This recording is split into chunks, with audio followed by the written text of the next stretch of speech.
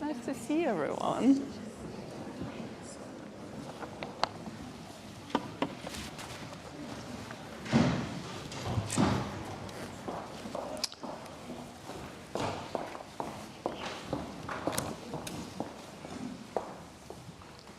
Evening, everyone. Can you hear me okay? Welcome, welcome, welcome. I'm Andy Haldane. I'm the Chief Executive here at the RSA. And let me just extend a huge welcome to you all here to RSA House, and to all those that are also watching online for tonight's really special event. Just over a year ago, we at the RSA were incredibly lucky to collaborate with the Ukrainian Institute in London, Alicia in particular. Where is Alicia? Over there, stood up. To host an amazing event with a Nobel Prize, Peace Prize winner, Alexandra Matvichuk. And it was a really heart-wrenching, but also a real privilege for us to hear from her in her role as head of the Center for Civil Liberties, working tirelessly to document the war crimes and human rights violations perpetrated in Russia's war against Ukraine. Sadly, another year of war has now passed. And then, as now, we at the RSA, as staff and as fellows, remain absolutely resolute in our support and solidarity with our friends in Ukraine. Ukraine, of course, is still having to confront not just untold human suffering, but the mass destruction of infrastructure and the catastrophic damage to the environment as well. And that means the need to secure peace, justice, and recovery, and to move towards a more positive future for the people of Ukraine, is even more urgent now than it ever has been previously. As RSA fellows in the room will know, this year, which is the 270th anniversary of the RSA, happy birthday to us. We are 270 years, thank you. I haven't been here the whole time.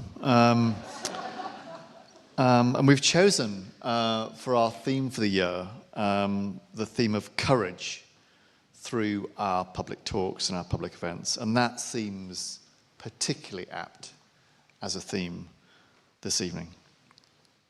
It's a huge honor for us to be collaborating again with the Ukrainian Institute team to bring together a fantastic panel of speakers, all of whom are working with such courage and such commitment in their respective fields to make that process of justice and regeneration possible in Ukraine. Before we hear from them, and I can't wait to hear from them, I did though want to pay tribute to a wider group of people who've supported this evening's event, and indeed made tonight's event possible. And that's the delegation of Flanders in the UK and Ireland. It's the Finnish Institute in UK and Ireland. It's the Cyprus High Commission. It's the Culture of Solidarity Fund and the European Union National Institutes for Culture in London. A huge thanks to all of them for their support for this evening and indeed beyond this evening. And with that, it just remains for me to say it's a great pleasure to hand across to the person in charge this evening, Sasha, editor of the London Ukrainian Review, to tell you more about tonight's discussion, introduce our speakers. Thanks everyone again for coming. I hope you enjoy the evening. And Sasha, the floor is yours. Thank you.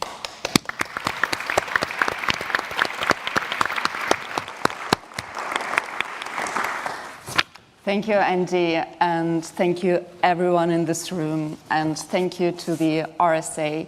It's a huge privilege and inspiration for us to partner with such an institution, with such a strong commitment to social change, to regenerative futures, which we also hope to reach while exercising this radical courage that you spoke about, Andy. For the Ukrainian Institute London, it's a very important event, and we thank all our partners for supporting us and for bringing this excellent panel of speakers. to discuss a very urgent topic, global environmental challenges, lessons from Ukraine. Today I'm joined by an absolutely fantastic array of speakers. Next to me is Anna Ackerman. She is a climate and energy professional, a founding member of Center for Environmental Initiatives Eco-Action in Ukraine, where she worked as head of the climate department and currently serves as a board member. She is also a policy analyst at the International Institute for Sustainable Development, working on green reconstruction of Ukraine. Thank you for coming, Anna. Mariuka Parvari is an environmental expert at the European Commission's Ukraine Service under the Directorate General for Neighborhood and Enlargement Negotiations. She has over 20 years of experience working on for the third sector, central government and research institutions, and she focuses especially on environmental issues in Eastern Europe, specializing in environmental policy, environmental impact assessment, and water management. Jojo Mehta is the co-founder and CEO of Stop Ecocide, coordinating between legal developments, diplomatic traction, and public narrative in the effort to establish ecocide as a crime at the International Criminal Court. Jojo has contributed to UN conferences, diplomatic events, law and business summits, as well as publications and broadcasters such as Time Magazine, the New York Times, The Guardian, the BBC, and much more. Part Gruyert is project director at Neo-Eco Ukraine. Currently, he works on developing international business ties as well as restoring Ukraine's ecology through circular economy, designed and developed by Neo-Eco Ukraine. I'm very excited to hear more from our distinguished panel, but I hope you will bear with me for a few opening remarks. Since 2014, Russia has waged its war not only against the people of Ukraine, but also against environment in our country. In 2022, its crimes only escalated. Ukrainian NGO Eco-Action, whose representative we are lucky to have here today, has recorded 1,500 cases of environmental damage from Russian war. I will give you 3 examples just to make it more real for all of us. The first one is mines. During my field trips to northern and eastern regions of Ukraine, which were occupied by Russia early in 2022 and then liberated by the Ukrainian army, I'm very conscious not to step outside the asphalted paths. Why? Because these areas in Ukraine are heavily mined with anti-personnel landmines as well as other explosives. 1/3 of Ukrainian territory, which is something like the territory of Austria and Hungary combined, has become a minefield. It's the largest minefield in the world. And this is one of the problems for us to solve in the coming decades. My second example relates to the destruction of the dams in Ukraine. You might remember that in June 2023, on the 6th of June, Russia blew up the Kakhovka Dam in southern Ukraine, flooding around 80 settlements, endangering around 16,000 people. The number of casualties is still unknown because this area is under Russian occupation. It's needless to say that the damage from the destruction of the Kakhovka Dam was felt beyond Ukraine because water containing toxins was flushed into the Black Sea. How have we as a global community responded to this crime? Well, the answer is that last week Russia bombed Dnipro-HES, the Dnipro hydroelectric power plant, and dam in Zaporizhia, my hometown in southeastern Ukraine. I would say that our response was insufficient to deter Russia in the escalation of its crimes. And my third example relates to nuclear blackmail. You may also know that early in March 2022, Russia occupied the Zaporizhzhia nuclear power plant just down the stream of the Dnieper River from Dnipro that was bombed last week. For 2 years, it remained militarized. And last week, during the bombings of Ukraine, it was cut off the grid yet again, and the station was put at risk of blackout. So what have we done again as a global community to prevent the escalation of these crimes, to demilitarize the first site of civilian nuclear infrastructure that was used for military aims? While we are pondering these grave questions, I would also like our discussion tonight to focus on recovery and on justice, on holding the criminals accountable. But before we start, I would like to ask Anna to help us understand, as a person who is really an expert in what is going on in Ukrainian environmental scene. Could you please explain to us the extent of the damage that has been caused by Russia's war? Thank you, Sasha. And thank you very much to all of you for coming here. I think on the third year of the full-scale war, it's precious to have people still, listening. And today's topic is also special. And as you will see, and I think it's important that we're talking about global challenges, not only Ukraine, because what's happening in Ukraine actually is teaching us a lot, and hopefully will also give us a lot of new tools and mechanisms, and international ones too, to actually deal with many issues. Another important thing that I would want to mention is that I see this more and more, that, Ukraine is quite a large country, the largest country in Europe. However, how many people are we now? I never know anymore the numbers, maybe 14 million. Let's rely on something around that. But we are, in the end, not many, because we have 1 million people in the army, and actually the extent of the challenges is enormous. And I think I'm myself being struck every single day when I see how many tanks have been destroyed, how many personnel, and so on. And we're talking about, tens of tanks every day. Imagine the scale. Sasha mentioned the mining, and of course the mining in Ukraine that also is happening today is also on a huge scale. I'll give you just one number. I don't want to be overflowing you with numbers, but the recent report by the World Bank says that to rebuild Ukraine, to have the economic recovery and reconstruction, it would cost $500 billion US. And I was trying to think, how to actually grasp this number. What is this $500 billion? And if we want to build the country also better, well, $500 billion is also a number, so it's a sum that the EU dedicated to implement the European Green Deal in the coming years for the whole of EU. We are talking about rebuilding Ukraine. And honestly, and I'm sure that today's speakers too will confirm, we will never be able to do this ourselves. This is why we rely heavily on international help, support all the time. And plus, Ukraine, of course, does not just need the military help. This is the number one issue. But also, our budget is lacking money, so it's just cover all of the basic social support, education, healthcare, and so on. So we are in a situation where we have to keep the economy running, at the same time fighting.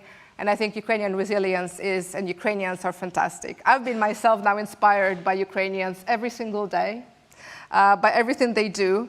And I think they're just incredible. So I will try to draw kind of a few lines here, because we are talking about environmental damages. Myself, I'm a power engineer by education. And I kind of recently, we have this digital app where, we have our passports in the smartphone. We are very proud of that. And we recently had also in this app our education degrees uploaded. So I have now kind of, again, I see my master's degree, which says thermal power plants. I graduated in 2010, 2012 at Kyiv Polytechnical Institute, and my professors were incredible. They were basically people who were building Ukrainian power system. And they were very proudly saying, we built the dams, we built the nuclear power plants and the thermal power plants, and now they see them being destroyed. So just a few days ago, the Kharkiv thermal power plant was destroyed. I would say completely, because although some say it would take years to rebuild it, I think we have to understand that it will not be rebuilt. Because the way actually Ukraine will be designing its new energy system would be different. This was a power plant that was built in the 70s. It was running on gas, on oil. Now it will be something different. So that's why the conversation about the damages to the environment and to climate, and then the reconstruction, it all comes together kind of under one big cupola. We, together with the colleagues from EcoAction, we have been recording the monitoring, let's say, damages to the environment, and indeed it's hundreds, so of different types. Of course, when the thermal power plant is being shelled, it's one type of the damage to the environment, one type of pollution. When we are talking about the Kakhovka Dam destruction, it's whole ecosystems that were destroyed, and so on. And I think it's important to mark out the Kakhovka Dam.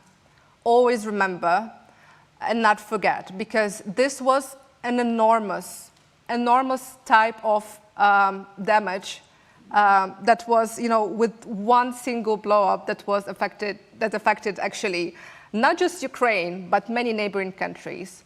There was pollution from, the chemical plants that were all along the river that ended up in the Black Sea, so that the algae bloom started in Turkey, in Romania, in all of the countries nearby, in the nearby regions, plus the mines that also ended up in the Black Sea. It affects everyone.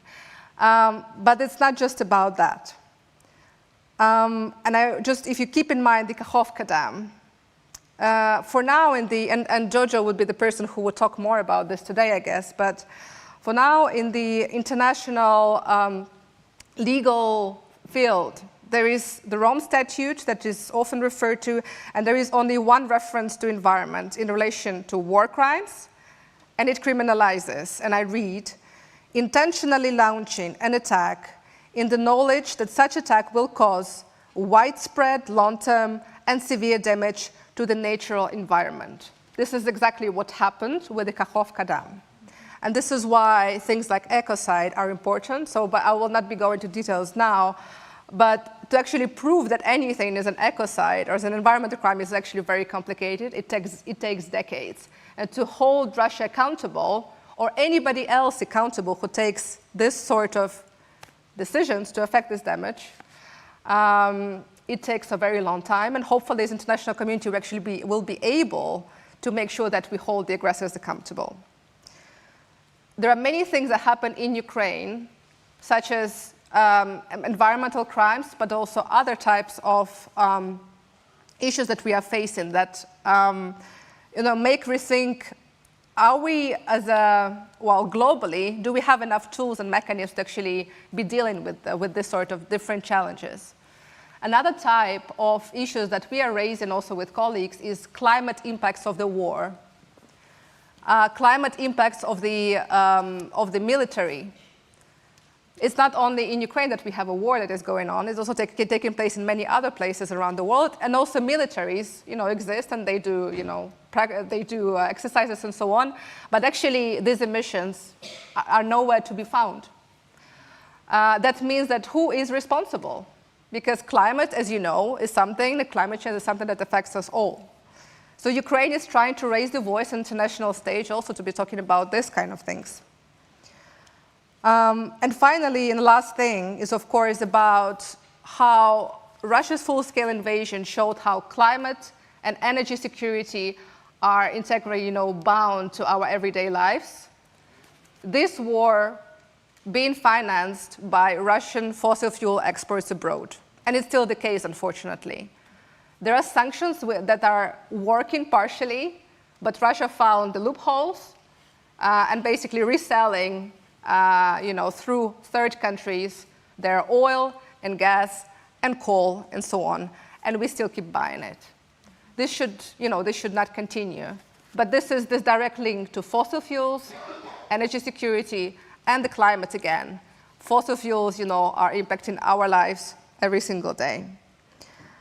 And with that, I think that these are kind of the most important things, but also when we started calculating the climate impact of the war, we actually saw that lots of greenhouse gas emissions that are connected to this war are the future emissions from Ukraine reconstruction. Because to rebuild the country, it takes enormous energy, energy, water resources, and so on. And so you start questioning, how do you actually rebuild greener? And we have to be talking about other approaches to rebuilding the country. And I hope we'll discuss some of them today, too. Yes. Thank you so much, Anna. You preempted my follow-up questions to you about this third issue under the cupola of problems that we face, which is fossil fuels and trade in fossil fuels feeding the militarization of Russian economy. But I would like to return to you when we talk more about reconstruction. I would like now to turn to Marjuka and tap into the particular area of your expertise, which is water management. Dams and water have been in the spotlight of today's discussion so far, and also of the coverage of environmental damage brought by the war in Ukraine. So I would like to ask you to explain the particular impact on marine ecosystems that this war has brought. Thank you, Sasha, and good evening, everyone. It is my great honor and pleasure to be here today. And I want to start by saying that Russia's war of aggression in Ukraine is raising a huge amount of concern, compassion, and sadness in my home country, Finland, also due to our history and the Second World War, where we faced a somewhat similar situation with the Soviet Union.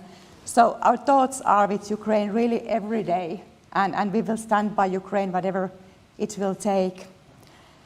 But coming to Kakhovka, and which is one of the worst really, and water pollution in general. So of course, Kakhovka stands as the most significant single event in the whole sort of environmental history of full-scale war.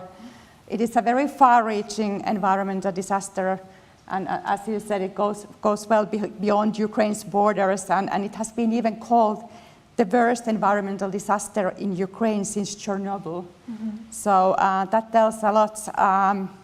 So with the breach of the dam, hundreds of square kilometers of land were flooded, and thousands of square kilometers upstream were desiccated.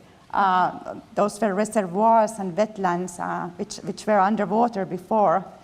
And there was also damage upstream, but downstream it was maybe the worst, because these high velocity floods, they literally washed away entire biotypes and plants and animals.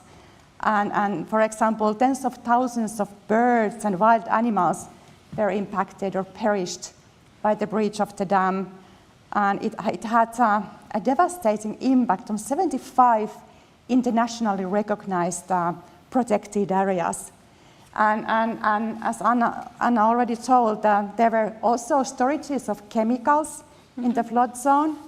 And this led to the release of chemical pollutants, which included, for example, machine oil and liquid fertilizers. And all of these chemicals, together with huge nutrient and suspended solids load, which means all the particulates that were flushed from land, they all ended in the Black Sea, which Ukraine shares with 5 other riparian countries. So, and there, as we heard, the high pollution load has significantly impacted water quality. But in addition to Kakhovka, which is, of course, the most well-known event, every single Russian missile attack hitting, for example, chemical or mining industries, where there is a lot in Ukraine, it's a very industrialist country, or mining waste reservoirs, many exist in Ukraine, large farms or waste and wastewater facilities, they all impact Ukrainian watercourses. And also the movement, because people have been internally displaced, they were forced to move from the eastern parts of Ukraine to other places where they were too close to the front line. And when these people move to, say, western Ukrainian cities, waste and wastewater systems become overloaded in those cities. And this is again causing pollution, which then ends up in watercourses. And these watercourses are interconnected not only with the Black Sea, but with like many major European water bodies. And for example, Lviv region, the pollutants from there, they flow all the way to the Baltic Sea, which is already very overburdened by nutrients and chemicals. So in that sense, we're all victims of Russia's crimes. Even on the Finnish shores of the Baltic Sea, we feel the impact. Thank you so much, Mariuka. And I can confirm that in Lviv, there is no such concept as tap water. You can only drink bottled water because the water is so polluted, unfortunately. And you have really clarified for us the international impact of the destruction of dams and pollution of water in Ukraine. I'm really curious about the international response. Could you tell us a bit more about that? How has the international community reacted to this? Well, Ukraine turned to the Finnish government, the Ukrainian government, a little over 1 year ago, and asking for help in sort of gathering evidence of these war crimes, including also water pollution. And not only Finland, but also several other countries and the European Union are now helping Ukraine in this evidence gathering, because it of course will be decisive what methods and how reliable this data is, because it has to hold up in international court one day so that we can use it. So it's a very important thing to support Ukraine in this, also these scientific and methodological issues. Because unfortunately now some of the methods that are used in Ukraine are based on the Soviet calculation systems, which are not really up to modern standards. Thank you, and thank you for throwing this bridge to Giorgio. We have been talking about the documentation of these crimes, and now it is time to talk about ecocide, because the damage to the environment in Ukraine has been branded as such. And Giorgio, you are the CEO, co-founder of Stop Ecocide International. There's literally no better person in the world who could explain to us what ecocide is and what the case of Ukraine does to advance the recognition of ecocide as the international crime in the International Criminal Court. Thank you so much. Our organization is global. We're an advocacy organization, and we have this one very specific goal, which is the criminalization of the worst harms to nature. And that's what we mean when we talk about ecocide.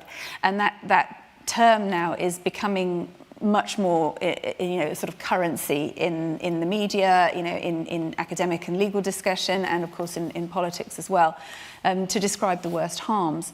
And just to give a very sort of brief rationale as to why this is important, there is plenty of environmental regulation and law around the world. But what we have seen very clearly, over recent decades, as this body of law has grown up, is that it still doesn't have the kind of enforceability. It's not adequate to the task of the levels of destruction that we are seeing. And of course, the environmental destruction in Ukraine, so in the context of armed conflict, is one of the key examples of where this happens. But it does, of course, also happen during peacetime, and in many parts of the world, it doesn't require a conflict to happen.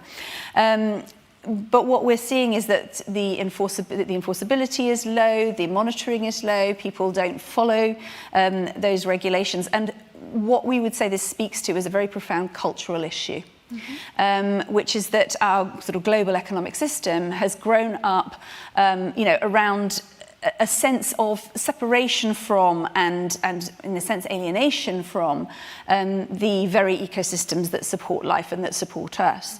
And of course they've grown up over centuries, and perhaps where those ideas originated, that kind of sort of deep dualism goes way back, centuries old, and we see it in the Catholic Church, the spirit versus the body. We see it also in the Enlightenment with reason versus emotion, with reason versus nature, and so on. And so what we're seeing is a situation where humankind is seen as able to dispose of nature as we please. And to treat nature as an infinite bank of resources. Of course, we all know intellectually that is not the case. But cultural change takes a lot more time than the intellectual realization. So we already have this system in place. And if there's one area where this can be kind of intervened with in a positive way, it is law. And criminal law in particular has a kind of a moral power that administrative or regulatory law doesn't. There's no real moral stigma attached to breach of regulation. But when you talk about a serious crime, then you start potentially influencing the way we think about damage to nature. And when we look at damage in armed conflict in particular, although we all know that nature suffers greatly during war, almost as a sort of automatic collateral effect of severe military action, it is still conceived of as collateral rather than as a primary form of harm. And we've been seeing in Ukraine the weaponization of that harm, whereas there's actually a deliberate use of the damage to the environment. But I think what perhaps is really important to think about here is that environmental damage has a different kind of scope to the immediate harm to humans and to infrastructure, upon which we understandably focus first. Why would we not? Harm to people, harm to actually the elements that keep our society going on a daily basis. But with the environmental harm, we're often seeing a sort of geographical scope, as we've just been hearing, a geographical scope that goes beyond the area of the conflict, but also a temporal scope that goes beyond a given time of conflict. As we've heard, there will be areas of Ukraine that will never be restored to how they would have been before. There's also, I think, one of the senses that I've had from the amazing conversations we've had with Ukrainians, and we've been dealing also with the prosecutor's office in Ukraine over time as well, is that actually the soil of Ukraine is a treasure. It's a really deep part of what Ukraine is and does in terms of culture and the soul of the country. So there are these several areas where we can see that environmental harm is absolutely fundamental. And interestingly, Ukraine is one of the few countries that actually does have some provision in its domestic law to deal with ecocide. And ironically, it's actually some of the ex-Soviet countries that do have this in their penal codes because of the sort of timing of the breakup of the Soviet Union and the evolution of individual penal codes, and the time of the drafting, interestingly, of the Rome Statute, where there was originally a clause that could have covered ecocide. Those things coincide, and so we see that happening. And I know there are some cases beginning to be taken in Ukraine with Ukrainian law. But I think one of the things that is really important to sort of clock here, and it's actually quite difficult for us, I have to admit, it's quite difficult for us as an organisation, because the worse incidents that happen in the world, the more people listen to what we're saying about how important it is that we set these outer parameters. So, for example, when this awful destruction of the Kakhovka Dam happened last June, we sort of sit in this place of, oh my God, this is absolutely horrific. And, Europe's reeling with the scale of this disaster. And at the same time, our phones are ringing, everything's beeping, going, can you tell us about ecocide? What's all this about ecocide? And we're like, wow, people are really listening now. And so there's this extraordinary sort of weird, bittersweet kind of edge that we sit on with this topic. But Ukraine has been so important in this. And I'll finish with this. But Zelensky has talked about ecocide on a number of occasions, and particularly in relation to the destruction of the dam. And actually, the word itself has great power. And so, you know, having this topic come into the media and be spoken of and be used, you know, by a head of state about a very live, immediate situation is, I mean, it's tragically human, but we pay attention when things are right in front of us. And so it's made a huge difference to the conversation and really sort of brought to the fore the inadequacy of the, you know, the current legal provision, and Ukraine's been such a support in kind of moving that forward, both in the EU, at the Council of Europe, and you know, generally in terms of the global discussion. Thank you. It's really good to hear that the tragic disaster caused by Russia that happened in Ukraine last year has actually helped to draw attention to this legal debate on ecocide. I'm just wondering, where do we stand now legally? Has the precedent been set? Does Kakhovka have a chance of becoming that legal precedent that will allow us to define ecocide for the International Criminal Court? I think it's made a very concrete difference, actually. And just in terms of very, very briefly, the kind of key recent milestones. I mean, interestingly, the discussion was brought back onto the diplomatic stage by another victim country, but this time of climate, and that's Vanuatu, the Pacific Island state of Vanuatu, who called on the International Criminal Court's member states to consider adding ecocide. That was in 2019. In 2021, a definition of ecocide was proposed into the world by a panel convened by our foundation, and that definition has catalyzed conversations all across the globe.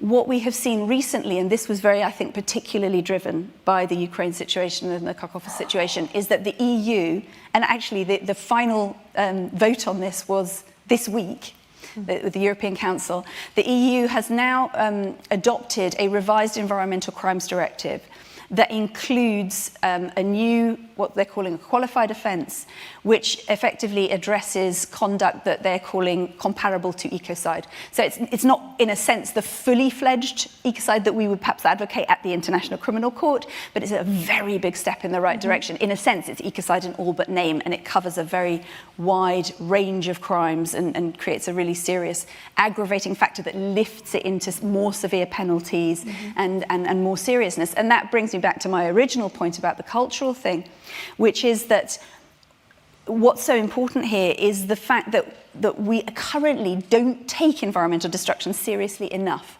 And so alongside this very precise criminal aim, if you like, criminalizing ecocide, there's this kind of cultural or moral aim of creating a taboo around the mass destruction of nature.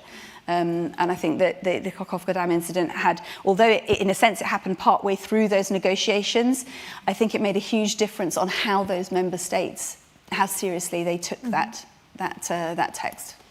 Well, it's really reassuring to hear that we are getting closer to actually holding ourselves accountable for the crimes we commit against nature.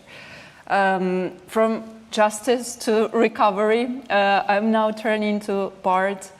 While this existential fight in Ukraine keeps going on, we keep fighting, we are also keep recovering from the consequences of the fight. This recovery is not postponed into the indefinite future, it's actually already happening because people keep living in the country that is keep being bombed every night.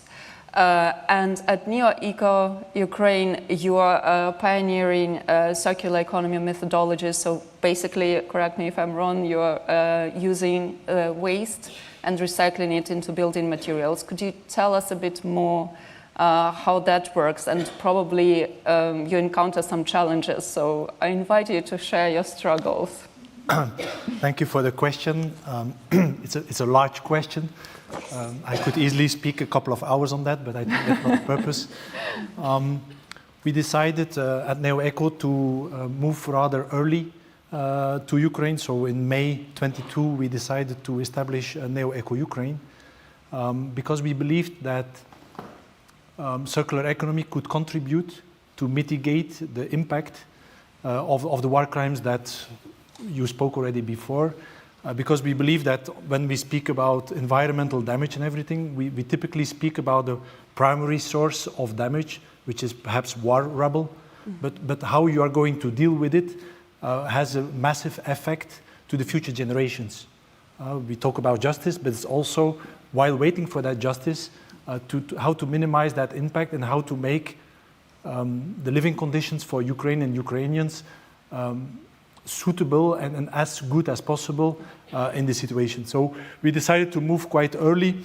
We are a commercial company, so we are in a completely different setting to the way that we want to demonstrate how the situation can be something useful by demonstrating that how to build Ukraine better, which is becoming a slogan a little bit, how you do it in practical. So we decided very early to deal with a city north of Kiev, which is called Hostomel, next to the airport. 24th of February, the key target to take Kiev city. And around that airport, there are a couple of multi-store buildings that are completely destroyed, 50,000 tons of rubble. And if we would not interfere, what would have happened with that rubble? Just brought to the landfill in the best case, and in the worst case, in the field in the forest. That waste is containing hazardous waste. So that means that we would displace a problem from A to B, and most probably make the problem on location B more complicated to deal with for future generations. For us, it was a big challenge because war rubble, of course, is something unusual for a company in circular economy, because typically when you go to circular economy, you go to an existing building, you strip it by different materials, and then only the naked body you can deconstruct. So there is a whole methodology that exists within our company for many years, but war rubble is still something new, unfortunately. So we had to develop a new methodology to say, okay, how can we recycle, reuse that rubble in the most economical way, respecting EU legislation, respecting, of course, Ukrainian legislation, and using equipment which is there. Because, of course, there are people saying, yes, we want to clean rubble and we are going to build a factory of 10 million, 20 million, or whatever. That might happen perhaps in 3 years, 5 years, 10 years, I don't know when. But we need now an action to mitigate that. So we started with that. And I always use a metaphor. It's like jumping from an airplane with a parachute that you need to create while you are jumped already out of the airplane. Sounds very familiar, yeah. So we developed a whole methodology, but at the end of the story of Hostomel, we were able to reuse and recycle 90% of the material.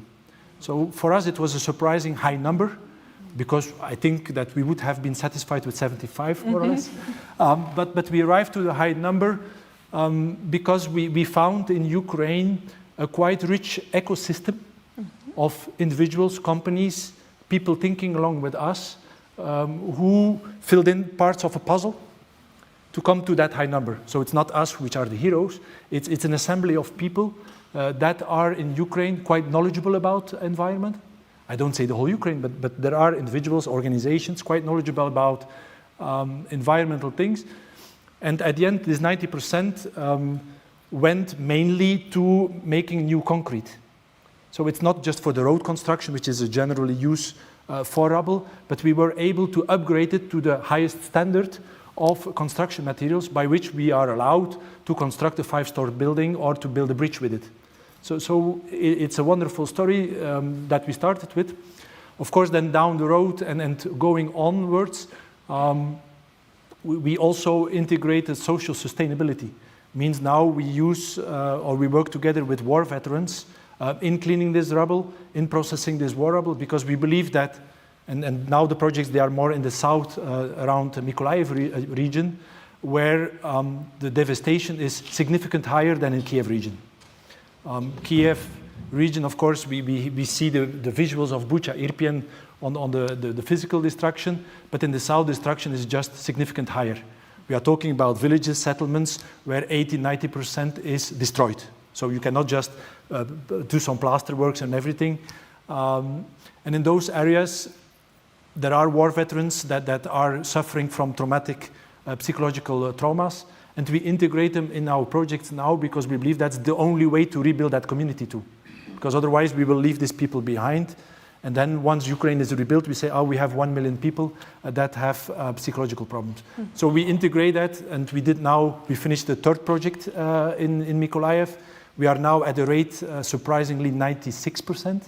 So it becomes, let's say, an element. But to come back to the environmental aspect, This Build Better Ukraine should be more than a slogan, but should be really a part of policy. And it's very difficult for policymakers to make it very specific. How, as a policymaker in Ukraine, World Bank, European Union, how we can make it specific.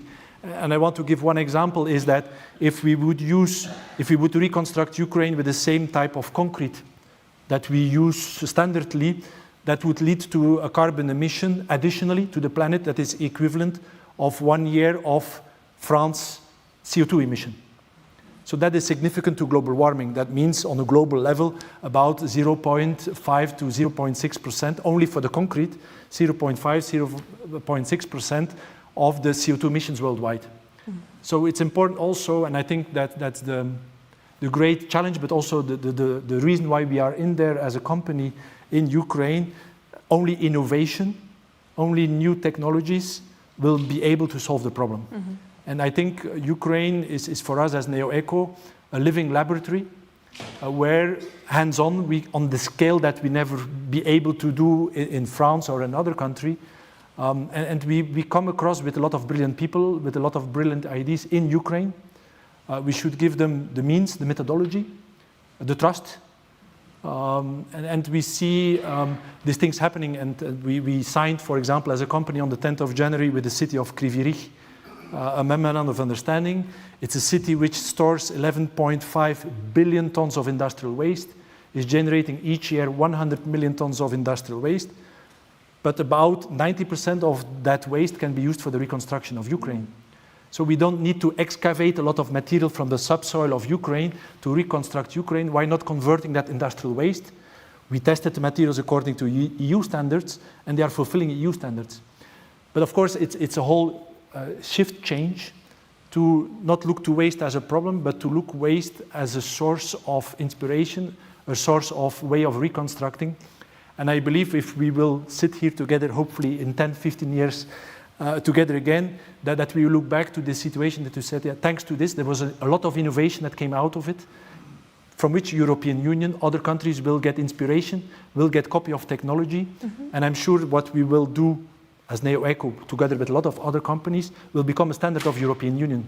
So I think that also people, what we see sometimes as NeoEco, that people are coming from other countries than Ukraine with the idea we should teach the Ukrainians how to do. And I think that's a wrong starting point. It is like, what is the problem? How can we help to solve the problem? And how can we jointly see what you have as assets? There are a lot of assets in Ukraine, a lot of knowledgeable people, a lot of creative people. And I believe that this symbiosis of what we know from the past in France and in other countries and what we learn in Ukraine will have a spillover effect also worldwide.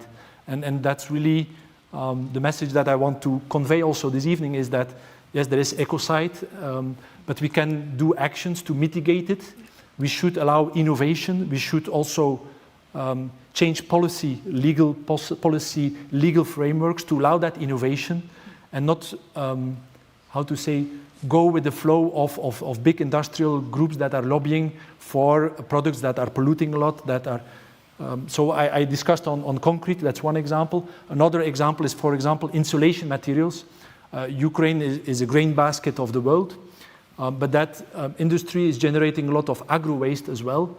But that agro-waste can be perfectly used for insulating buildings, for reconstruction also of Ukraine. We have a pilot project in Chernihiv funded by the European Union to demonstrate how these old Soviet buildings can be converted now during the war into well-insulated buildings using the waste of the agro-industry. So instead of just burning that waste, which is the general practice in Ukraine for that waste, is to using for insulating right now. You ask me in the question, what is the challenge?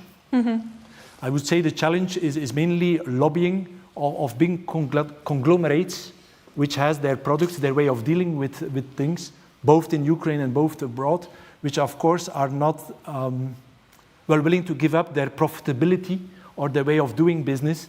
And they, of course, they have an audience in different bodies, like the Ukrainian government, in the Rada, the parliament, in the European Union as well. They have a bigger hearing, a bigger budget, a bigger capability of marketing and communicating.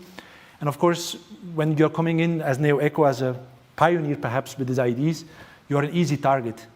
During the whole process, we came across two very difficult periods by which we are attacked by international organizations, we are attacked by local organizations, by government and everything, because of the pioneering aspect that we do. And people say, well, this is not the way to reconstruct Ukraine. And that's a big challenge to convince people, okay, yes, you have perhaps been worked together with these big conglomerates in Ukraine of construction industry and everything, but be open-minded and everything. And I would say it's not necessarily the Ukrainians as an individual, because there we get a lot of support, but it's more on the organization that is behind the economical machine that not only in Ukraine, we have the same problem in other countries, of course, but especially in Ukraine, it should be evolving much faster in order to say, okay, there are new methodologies, we need to give them a chance, let's give them a pilot authorization to do pilot projects and then evaluate. And not say, well, you first need to test your material for 10 years and only then perhaps we will. So there is a lot of aspects in it, but I would say generally speaking, Ukrainian authorities are more and more adopting legislation that allows to experiment in the positive sense of word with new methodologies, which might inspire future EU legislation even, I say. That's quite hopeful, yeah. So I think that the key challenge is to convince people on a day-to-day basis, mainly in organizations that defend economical interests. But I'm, as NeoEco, I can only say that we are thankful and grateful that we can be part of the journey of reconstruction. Of course, we hope that we would never have to go to Ukraine for that reason. But I think now the situation is there. Let's make the best out of it. And let's try to minimize the impact of that environmental consequences of that Russian aggression, because when it will be paid back, I think we cannot wait till that time to reconstruct Ukraine. So let's do it now the best way, and with all together forward. Ukraine, the land of opportunities. Join us on this journey of recovery and regeneration, and it will pay back. I have 1,000 questions, but I'm also conscious that our audience wants to join the discussion. So I will collect 2-3 questions at a time. There is a gentleman at the back whose hand was first. Yes? Hi. My question is with regards to the ecocide aspect, which Africa as a continent, India as a country, and many other countries surrounding it have been a victim of, this mass deforestation. And then in the last few years, because my interest is in supply chains, so I like to look at where all these products come from. And I always end up in some mine in some country somewhere. The issue that we've suffered in India and Africa has been that, yes, there is that fossil fuels aspect, but then this green transition, and there's this misbelief that the green transition is fossil fuel free, but fossil fuels still need to be burned for the whole life cycle for extracting these resources. So my question is, when I was looking at the mineral resources for Ukraine, all the mineral resources, bar the timber and maybe some other extractives, other materials, they're all fundamental for the Green New Deal. So my question is, and this is something I would never want, and I don't want it for Ukraine, I don't want it for India, or even Africa, or even Congo. My question is, this path to going green, and the devastation that has happened for Congo for 30 years, people in Africa have been saying, hold on, our countries are being devastated so your Green New Deal can progress. For the Green New Deal to progress and get resources from other countries, people have to decide. Do we want progress for Ukraine to rebuild and reforest that country? Or do we want to go down the green path, and it's going to be a nefarious path where we are going to have to end up having to deforest and strip mine the whole country? And with regards to the rebuilding of the country, I'd just like to drop this in. Way before Russia invaded Ukraine, BlackRock, the largest hedge fund, had already bagged the multi-trillion-dollar contract for rebuilding Ukraine. That's just something for everyone to think about. Why would that have happened? But my question is, to go green, is Ukraine going to be another country that's going to be in the basket for strip mining and deforesting so we can go green? Thank you. Thank you for your question. Please, yes. My question is regarding the water pollution that is happening. As some of the global leaders are very much looking forward to support Ukraine, can there not be decentralized wastewater treatment systems supplied to Ukrainians there, so that, or portable toilets, so that they can avoid the huge loads that is going into the existing sewage treatment works, as you mentioned, so that decentralized way of treatment will lessen the impact of pollution there. Also, you mentioned that there is no such credible data available how much amount of pollution is happening. So can the Ukrainians who are here in UK or in any other European countries be trained in the water quality testing, wastewater quality testing, send them back, get the data, let them return back, and the new framework can be done so that they can lessen the impact. So some intelligence is required. This is called water intelligence. Some skill needs to be trained. And also there is Earth observation satellites, which is in the testing phase. I think some of the universities in Australia who I know are looking forward to test it. So why not utilize this as an opportunity? Thank you. I'll direct the first question to Anna. The Green Deal and deforestation and the dangers embedded in this deal. How you, as the expert in sustainable reconstruction, would respond to that? About being an expert, it's always like, now Ukrainians have to be experts in everything. Sometimes I feel... it's a good question, from the perspective of that, yeah, indeed, Ukraine has lots of resources, and of course, even being an agriculture country, you know how much Ukraine is exporting abroad. I think we are conscious that we don't want to be also the raw material exporter, especially when we are thinking not just about rebuilding buildings or infrastructure, we have to think about rebuilding the whole economy. Because Russia is not just targeting, people or buildings. They want to make sure that Ukrainian economy collapses. That's why they also target energy system, right? It's all connected. So as our big industrial capacities, think of Mariupol, that were destroyed. So we have to rethink actually what our economy would be looking like. And I think it makes total sense that Ukraine, that is now moving toward the EU, it's interesting to say it in the UK, well,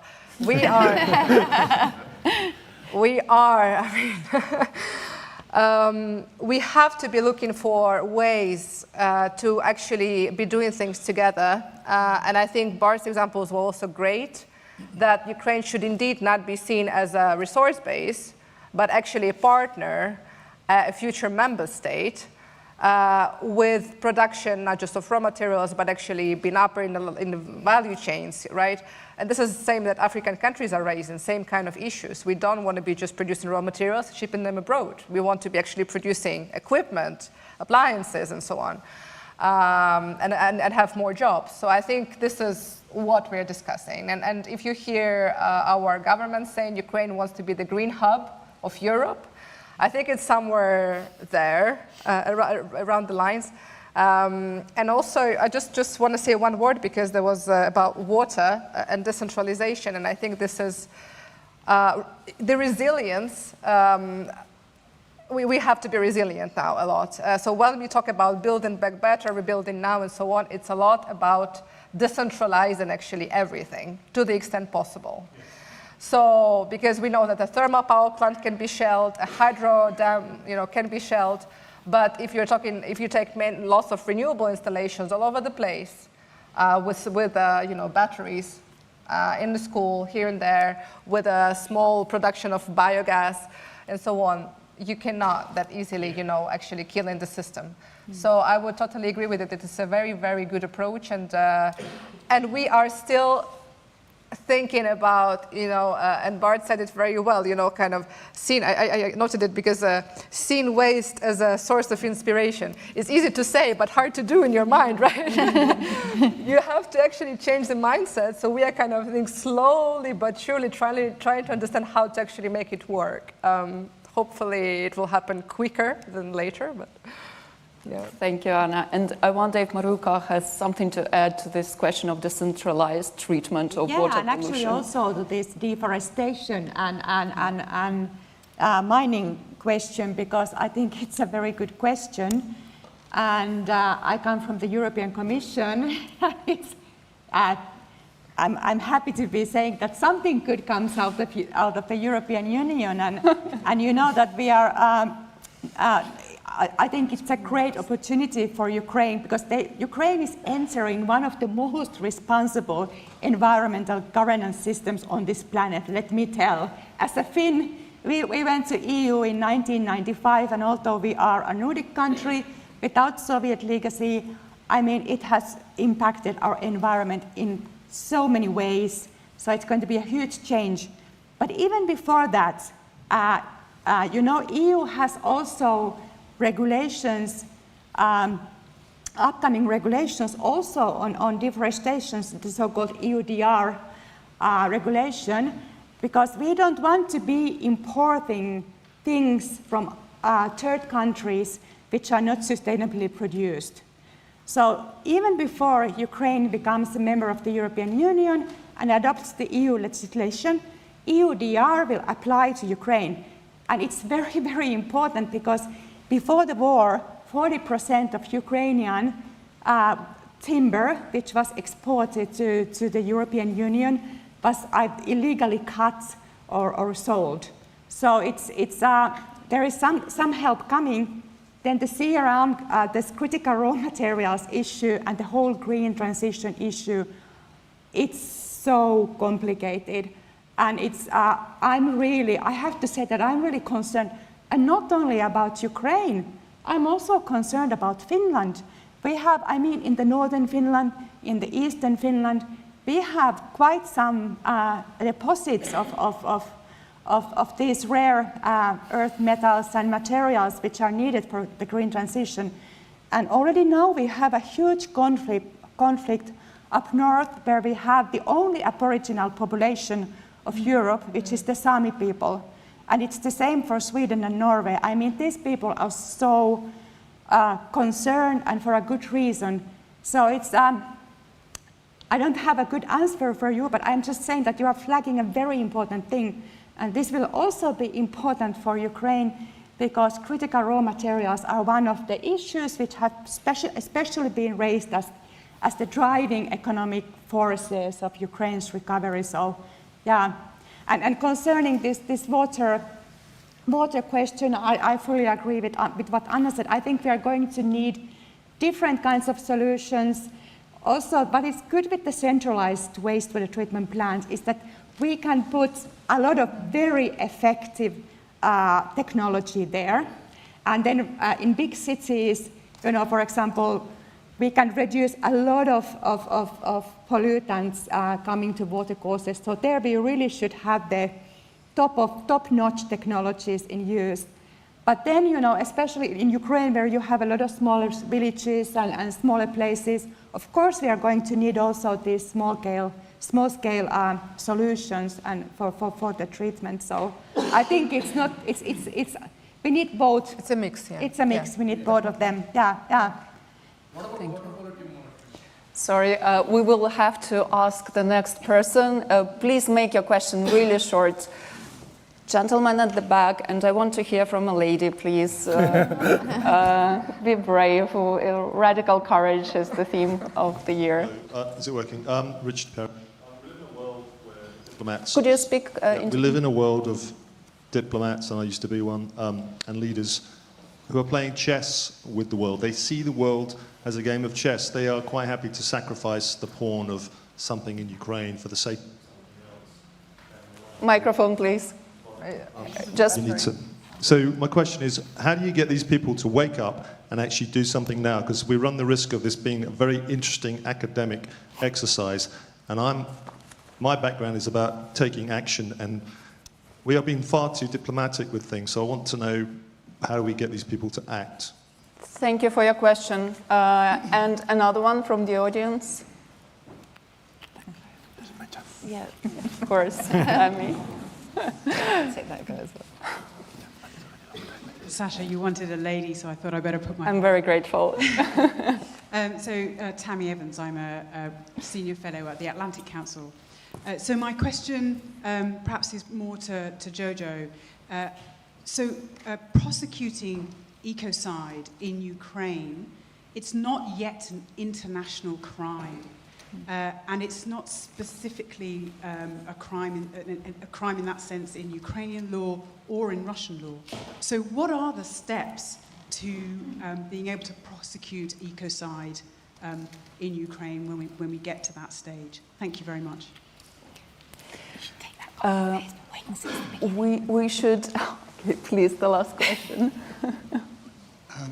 My question is about making a link between Russian oil exports and the cost of reconstruction and environmental damage.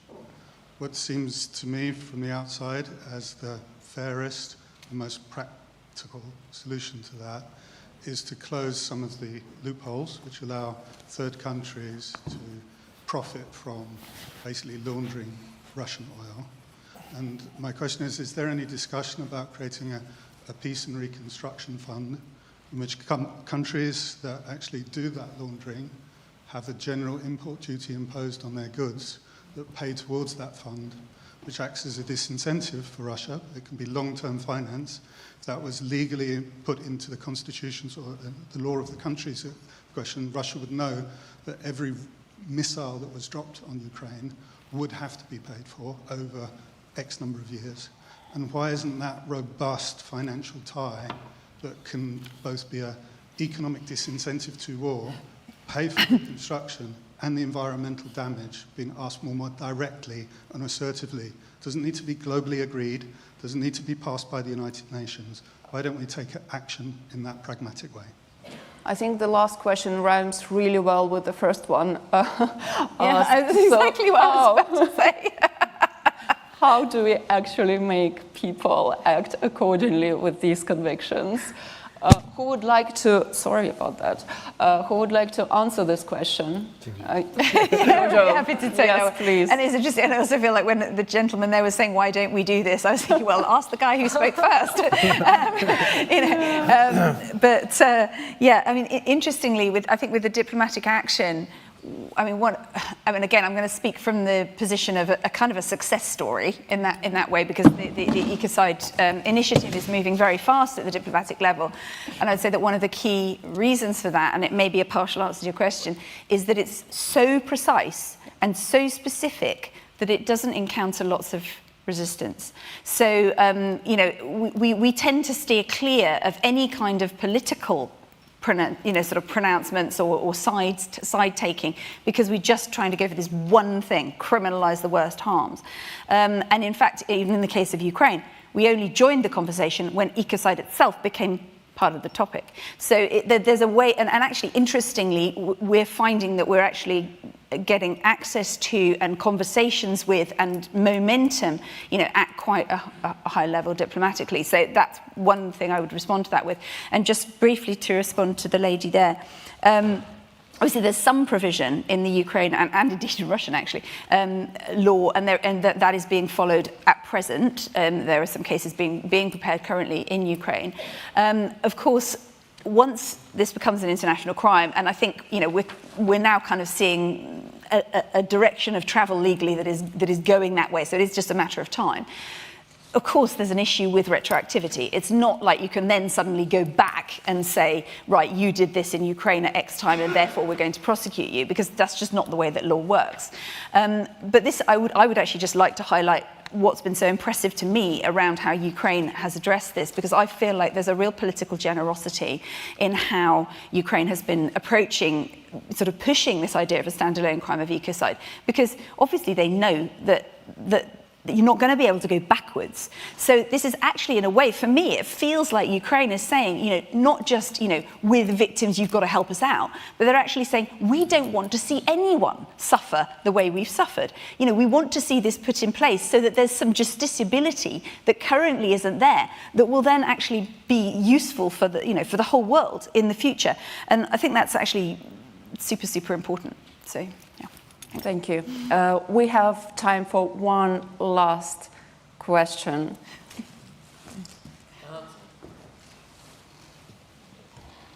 A short one. To evade Russian oil sanctions, they've apparently created a grey fleet, allegedly using very old vessels that don't comply to international standards. Now, by enabling that, we're enabling their war machine to keep going. We're enabling the funds to supply that. Are we also enabling a potential ecological time bomb? Who would like to cover that? Marilka? Yeah, as a Finn, I can just say that yes. Yes.